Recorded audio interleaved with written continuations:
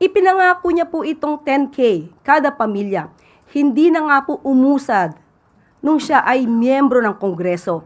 Pero ginawa pa po niya to na pangako sa kanyang pangangampanya.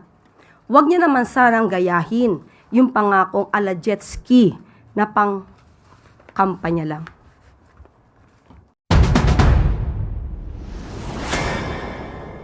Natatandaan niyo pa ba itong campaign ad ni Senator Alan Peter Cayetano noong tumakbo siyang senator para sa 2022 election kung saan nangako siya na mabibigyan ng bawat pamilyang Pilipino ng 10,000 piso?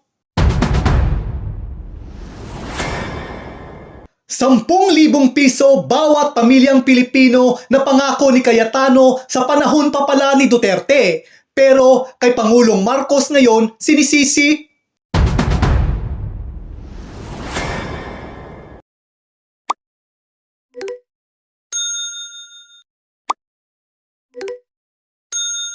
Disclaimer: no copyright infringement intended. All photos and videos credit goes to the rightful owners. Photos and videos are for reaction video purposes only.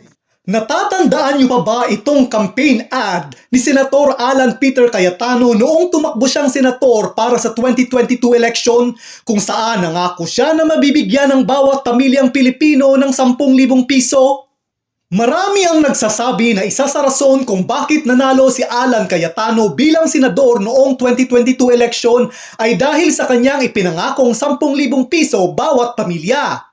Ngunit 4 na taon na ang nakalipas matapos iluklok siya sa Senado ng higit kumulang 19 milyon na bumoto sa kanya, ay ni isang pamilya ay wala pa siyang nabigyan ng ipinangako niyang 10,000 bawat pamilya.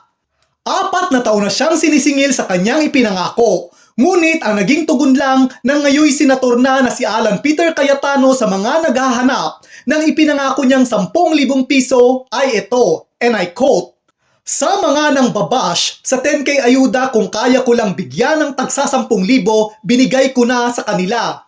Pero sa katotohanan, ito ay isang legislative proposal." End of quote. Ito ay sinabi ni Cayetano noong June 30, 2022. Ngayong 2026, nitong buwan lang ng Hulyo, ay iba na ang litanya ni Cayetano. Sinisisi niya na ngayon si Pangulong Bongbong Marcos kung bakit hindi natupad ang kanyang ipinangakong 10,000 piso bawat pamilyang Pilipino. Ayon kay Senator Cayetano, and I quote, "Kaya ng ating budget magbigay ng 10,000 piso bawat pamilyang Pilipino. Pero pagkapanalo ni President Marcos, ayaw niya." End of quote. Pumalagang Malacanang sa pahayag na ito ni Senator Cayetano, kaya bumuelta ang palasyo sa paninisi ni Cayetano kay Pangulong Bongbong Marcos sa hindi umusad na 10,000 pisong ayuda bawat pamilya. Ayon kay Palace Press Officer Claire Castro, wag daw ipahid ni Cayetano kay Pangulong Bongbong Marcos yung kanyang kahinaan. Dapat daw akuin mismo ni Cayetano yung kanyang naging kakulangan. Paliwanag pa ni Castro na sa panahon pa ng Administrasyong Duterte ang panukalang ito ni Cayetano noong siya pa ay isang congressman na hindi umusad. Noon daw May 14, 2021, ipinanukala ng nooy congressman pa lang na si Alan Cayetano ang 10,000 piso bawat pamilyang Pilipino. Ngunit hindi ito umusad o pumasa sa Kongreso.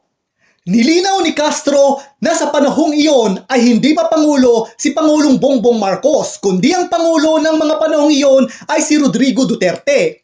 Hirit pa ni Castro na noong July 2021 dahil nga hindi pumasa ang panukala ni Cayetano sa Kongreso ay nanisi rin ito ng ibang tao. Dagdag pa ni Castro, noon daw nang naipasa ang 2022 national budget ay hindi pa daw Pangulo si Bongbong Marcos, kundi si Duterte pa rin ang Pangulo ng mga panahong iyon. Ikinalungkot daw ng nooy congressman pa lang ni si Alan Cayetano na hindi na isama sa 2022 national budget ang kanyang panukalang 10,000 pisong ayuda bawat pamilyang Pilipino. Dagdag pa ni Castro na noong June 30, 2022, sabi ni Cayetano na ang katotohanan sa kanyang ipinangakong 10,000 piso ay isang legislative proposal.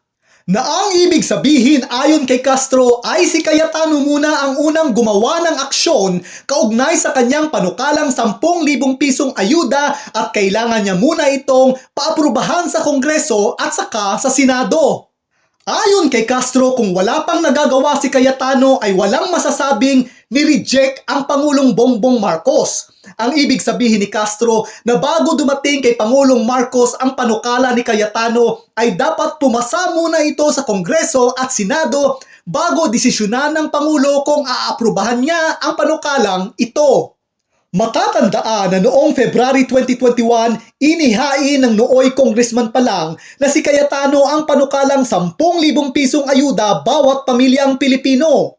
May 2021, ibinasura ng Kongreso ang panukalang 10,000 pisong ayuda ni Cayetano at ginawang 2,000 piso na lang dahil walang pondo.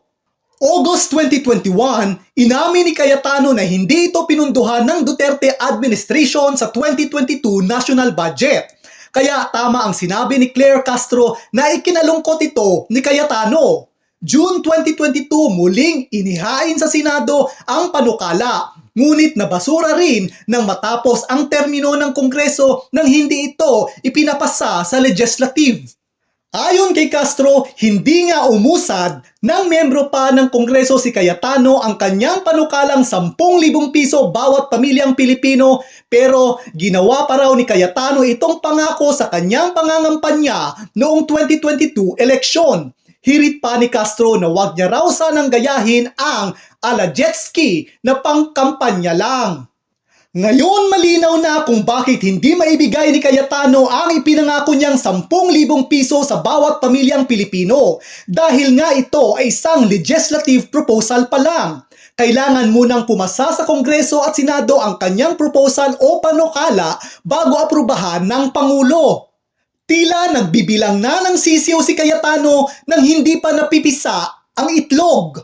Pero bakit matapos ang 4 na taon, matapos sabihin ni Cayetano ang dahilan kung bakit hindi niya maibigay ang 10,000 piso ay dahil nga ito ay isang legislative proposal pa lang, ay ang Pangulo na ngayon ang sinisisi niya dahil ayaw daw ni Pangulong Bongbong Marcos sa kanyang panukala. 4 na taon na ang nakalipas, hindi naman natin narinig na ang Pangulong Bongbong Marcos ang dahilan na hindi natuloy ang 10,000 pisong ayuda. Ngayon lamang lumabas ang paliwanag na ito ni Cayetano dahil galit siya sa presidente. Ito ay walang kakwentang-kwentang rason. Ginamit ni Cayetano ang kanyang kapalpakan para magalit ang mga tao sa administrasyon. Kayo, ano ang masasabi ninyo sa issue na ito? Share your thoughts by commenting below.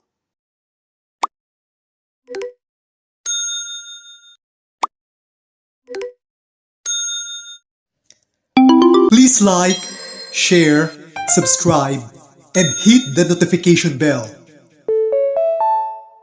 Thank you.